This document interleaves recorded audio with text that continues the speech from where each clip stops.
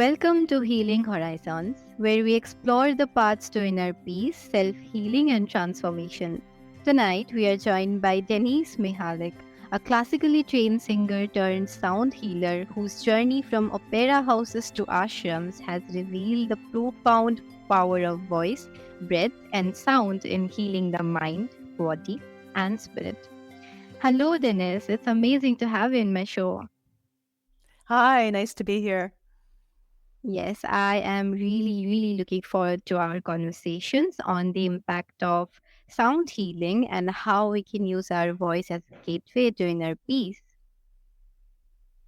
Yes, it's one of my favorite topics. It's been a lifetime of work and study and healing, self-healing. All right, Denise. So, Denise, your early life journey included both triumph and loss. So, how did those experiences guide you toward discovering the power of sound? For me, it was basic survival in a sense. I had a really wonderful early life exploring my voice, a little discouragement as a child. I loved to sing, but my earliest voice teachers told me find anything else. But once I was able to develop some technique and really start to follow my heart to the opera stage, I was manifesting my dream. And in that manifestation, what I didn't count on was stage fright. And stage fright started to steal my love for singing, and I had to be on the stage. I had to do it. Um, but I was terrified before each performance. But I was starting to manage that with at that time, there wasn't yoga or meditation very available here in the States. So positive affirmations helped me, at least, and positive visualizations. And just as I was coming into my opera career, there was sort of a perfect storm that came in, and I was losing my father to a mental illness and addiction, and I couldn't manage both. At the time, I also lost my husband in a divorce. So that crash of struggling to have my love for singing, feeling voiceless actually as I lost my father and my husband, all that I identified with was gone. I thought, who am I? What am I? What can I offer life? And I knew that I still felt love in my heart. So I just settled into that and ended up reading a book called Eat, Pray, Love, which was very popular here in America, at least. And I thought, what is an ashram? I had no idea. And I felt very called to go to an ashram. And there was one close by, a few hours away from where I am in New Jersey. And I went there, and that started a whole shift into meditation, I think that's where heard my first singing bowl. And I found peace and quiet, even as my world was exploding. So in that transition, I went from singing for others to using my voice for self-healing and just getting through the day. And Amazing. as a natural teacher, I thought, well, I need to help others as well, because we have the right to live in joy, even if our world is exploding.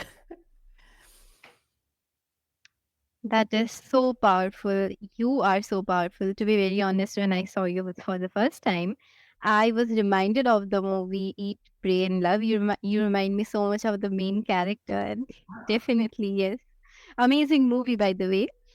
But yeah, what you said is so true. And it's really inspiring how you used your own journey to start something so powerful, something that is helping others now. So that's amazing. But Denise, was there a specific pivotal moment, or let's say a point in your life where you realized that your voice could be more than performative, than that it could, that it could be used to heal other people? Yeah, I don't know if there was one specific moment. One time at the ashram does come to mind, where I was experiencing chanting for the first time, and it was in a group of I would say non-singers, like non-professionals, singing around me. And that was a time where my heart and my voice was very shut down. And so there was chanting all around me with these gorgeous voices. And I said non-singers um, because they weren't formally trained overall, but their hearts radiating through their voices touched me so much. And also coming from the opera stage where you have to have whatever language you're singing in, the translations flip-flopping in your head at all times, so you really know what you're singing. In the chanting, I couldn't keep up.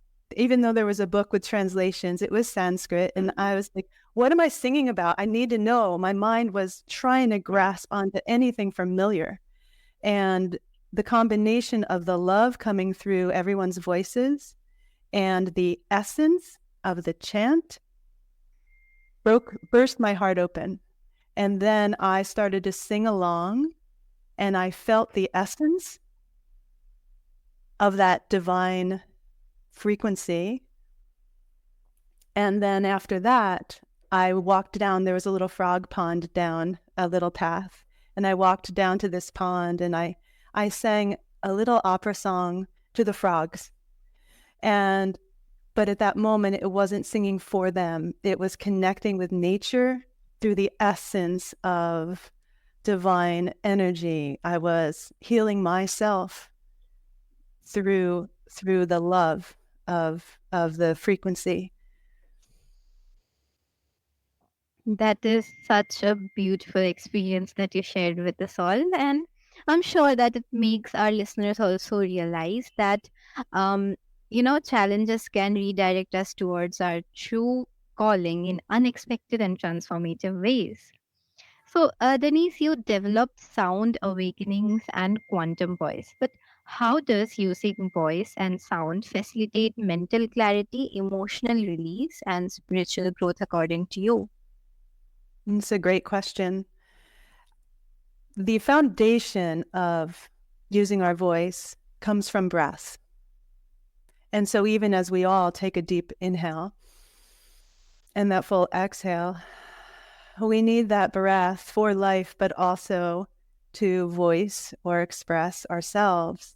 So as we can connect to that deeper breath, I think as a voice teacher for, over 25 years, the discovery of how to breathe and how to connect the voice to the breath is ongoing. And there's no one book that tells us how to do it one way.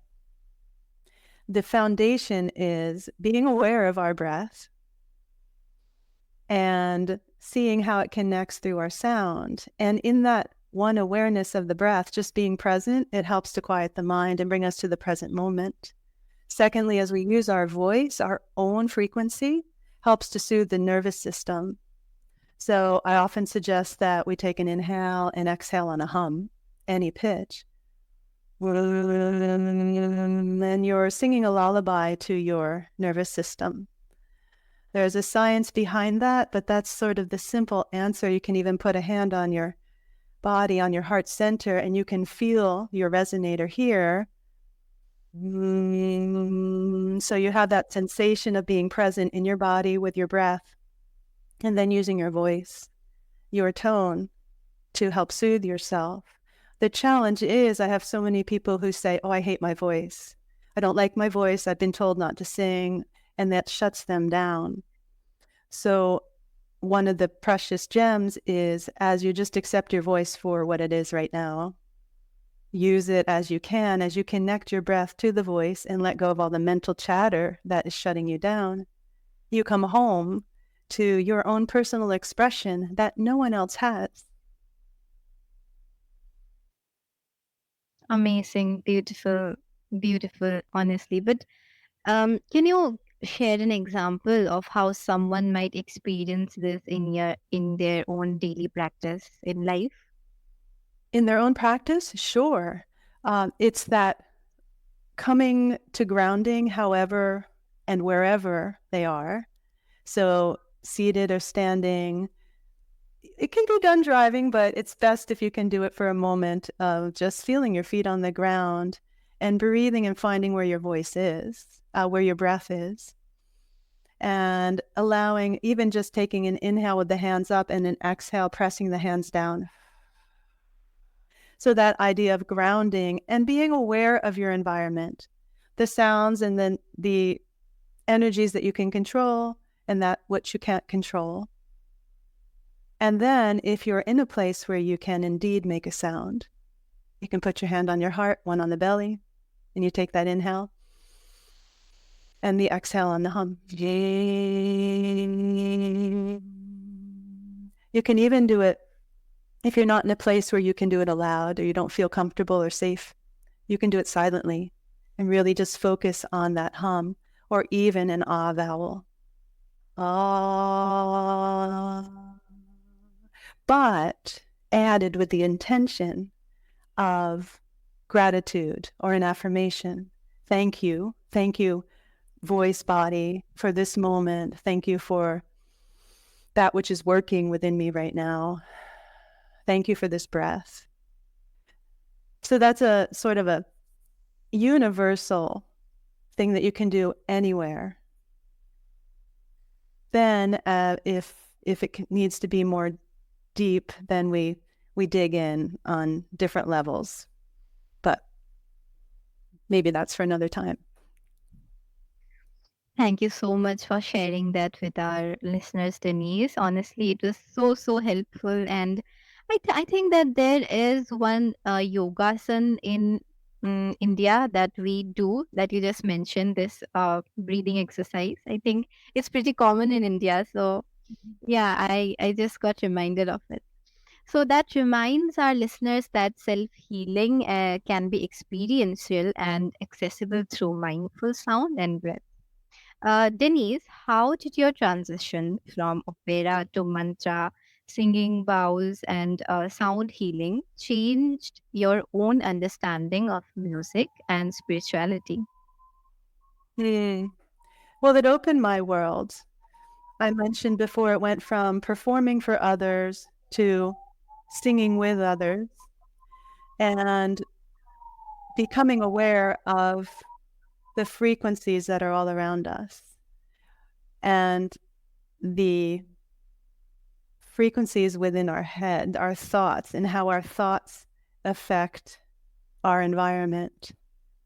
And so it really opened up my world of reconnecting to nature, the power of our thoughts and the power of our words, particularly right now, and how that affects this very present moment. So that's why I tend to go to a moment of gratitude, positive affirmation. And, you mentioned that what I talked about is about that breath, and just a simple hum is so common and it feels so basic. And yet, how many of us do that on a regular basis? I wonder, I'm curious. Maybe you do, but here in America, definitely not, is the general. It's the obvious is the avoided sometimes. So, Denise, were there any challenges that you faced in shifting from a performative focused career to a healing focused one? Any challenges? That's a great question. Yeah, I think the challenges for me here, at least where I am, is walking a unique path that is no longer that unique now, but I was I believe, one of the first to bring singing bowl sound healing to this area. And it was sort of viewed as strange and woo-woo and unusual. So walking that unique path, I've always known where I've needed to go and forge my own way. But the family particularly was wondering, why are you not singing opera? Why are you sitting with a singing bowl and singing an om? They really missed my singing. And so there was that judgment and challenge from the family, the personal, and then just creating your own path. But in those challenges, it certainly makes you either step more deeply into it or run away. And I'm still deep into it, still walking forward and adding more and more. Yeah, you definitely are. So that emphasizes that mystery in one area can evolve into a higher purpose when aligned with soul work. Denise, you have regularly traveled to India and draw inspiration from ashrams and spiritual practices. But how have these experiences deepened your connection to sound, meditation, and self healing? If you could share one particular experience with the listeners. Going to India for me was overwhelming of all senses, mind blowing, and spiritually deepening. And to be absorbed by and just the so going from Western music to Eastern, I'll put it in that way, is very different. And so hearing all of the harmonic structure and the quarter tones and the improvisation of kirtan and um, melody and all of that really embraced me. And it quiets my mind. It brings me to the present moment and connects me even with the noise, the constant in a small village. I was in Puri, for example, and Puri really overwhelmed me. I loved it, but it really overwhelmed me. But even there, in all of that overwhelm, I had that connection through the music. And it can be so deeply connected, particularly in kirtan, that I feel that divine love. I'm embraced by it. And I just start crying in remembrance. And I don't become Denise doing something or trying to sing or produce a sound, but Denise being the sound of the divine, being just a connective call and response, listening and receiving. So beautifully put. And definitely there is, I don't know what it is, but there is something about kirtans that, makes you become one with the universe. It, makes you want to cry your heart out, especially if you're going through something. So I can definitely relate with it, but it could be overwhelming, and I'm sure that the listeners also feel the same way. But what would you suggest if someone who suppose is experiencing it for the first time and then they feel very overwhelmed? How would you, encourage them to keep going? Oh, kirtan, I would say to try to release the need to know what you're singing about and step into the essence of what is being offered. So I find particularly in offering kirtan to people who have never been, the mind really keeps them in their protective phase of, I don't know what this is, it's unfamiliar, who am I chanting to, what is it? So opening into going to an area where it's a trusted source who is offering the kirtan helps, and then releasing the need to be in control and the worry about what you sound like and what is happening in your voice, and follow the vibrational frequency of the melody. And then the words will follow. There's often a lot of words, and that will follow. You do your best. And unite with your neighbors who are around you singing. Become united in their breath and their tone as well. Great. That was very helpful. Thank you so much, Denise, for sharing that. Um, so for listeners traveling abroad, how can they incorporate some of these practices into their own lives, without traveling abroad? Well, in this day of connection, COVID opened up a world of this, really connecting, is searching out what is calling for you. So I start with my intention. So when I first experienced um, chanting in the ashram, I asked silently, please send me a teacher. And wouldn't you know it, about a month later, a teacher randomly came through my yoga studio and I started studying with them, kirtan. So that was exciting. So if you know what you're wanting to explore, you put that intention out there, please send me this teacher, and keep your eyes open and they will probably appear somewhere. In addition, reading, doing your research, I would say going beyond AI, not necessarily trusting all that AI is feeding us, but going into websites and those trusted teachers who are rising now online that we have access to. Pre-COVID, we didn't have such easy access. We would have to travel to them. So there's a lot of accessibility there. And most importantly, I think, is taking time each day for yourself. Upon waking, setting that intention for yourself and breathing. How do you want your day to manifest? Set that intention. Whatever happens through the day, before you go to sleep, take a moment to sit upright if you can and really feel that deeper breath. Maybe even hum to yourself and let go of what you can let go of. And I always say, I'm going to sleep through the night. I'm going to sleep peacefully through the night. Doesn't always work, but that helps. And then if I do wake up in the night, I do those silent hums. There's a way, I'm sure you know, to hum into 7 different regions of our being, even more sometimes. But just that silent hum in the middle of the night to quiet. So it's all very accessible in this moment in your place, but then we have really the world in front of us to access as well. But I think setting our intention is important to filter out and focusing on what really our being needs right now.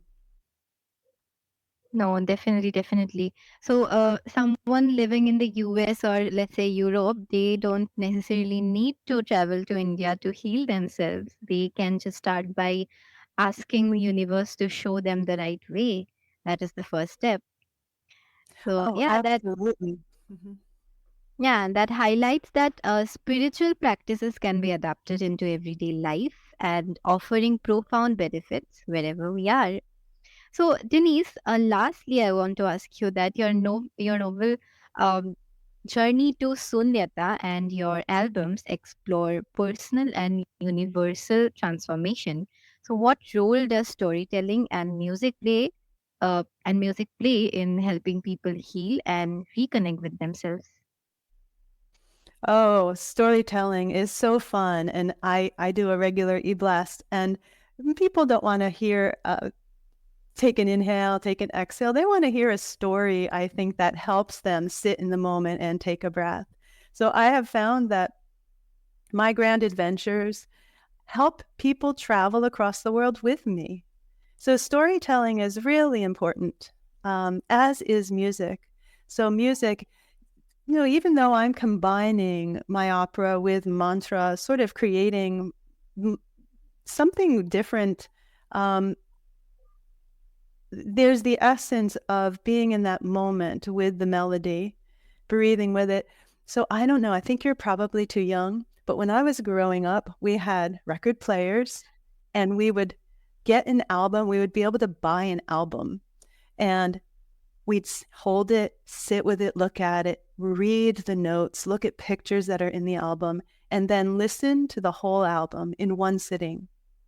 So I wonder how often. So I released my Heartstrings of the Infinite, and I think there's 7 tracks, all in a specific order, which I think is sort of hard to do nowadays because there's so many mixes and playlists and everything. But I purposely put it in a specific order.